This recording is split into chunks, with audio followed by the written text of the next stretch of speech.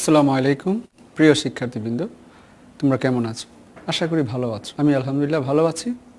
আজকে তোমাদের সঙ্গে যে বিষয়টি নিয়ে আলোচনা করব তা নবম দশম শ্রেণীর পদার্থবিজ্ঞান পাঠ্য বইয়ের অধ্যায় 5 পদার্থের অবস্থা ও চাপের বেশ গুরুত্বপূর্ণ একটি টপিকস, সেটা হলো প্লবতা এবং তার সাথে রিলেটেড আর্কিমিডিসের নীতি। প্রিয় শিক্ষার্থীরা, তাহলে দেখা যাক যে প্লবতা আসলে কি।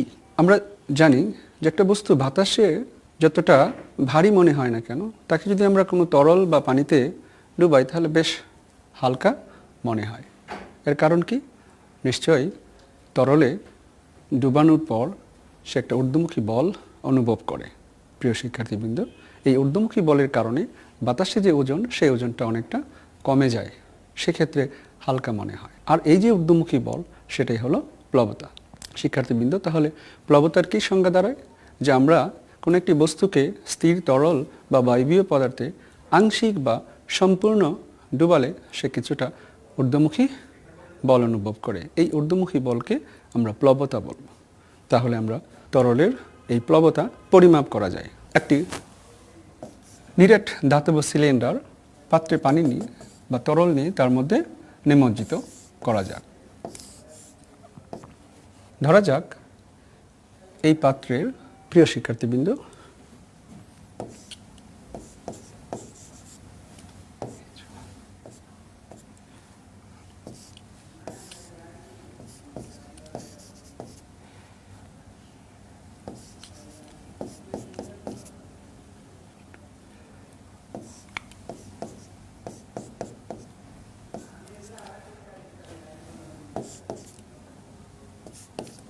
প্রিয় শিক্ষার্থীবৃন্দ, আমরা জানি যে একটা বস্তুকে যখন স্থির তরলে নিমজ্জিত করা হয়, তখন তরল তাকে চারপাশ থেকে চাপ প্রয়োগ করে। সেই চাপজনিত একটা বল চারদিকে ক্রিয়াশীল হয়।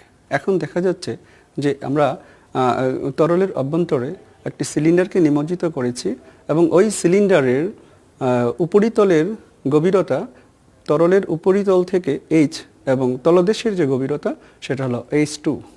তাহলে ওই সিলিন্ডারের উপরিতল যে চাপজনিত বল অনুভব করবে সেটা নিম্নমুখী হবে এবং সেই নিম্নমুখী বল F1 আমরা জানি যে চাপ P = F/A। সেই ক্ষেত্রে F = চাপ ইন্টু ক্ষেত্রফল, P ইন্টু ক্ষেত্রফল A।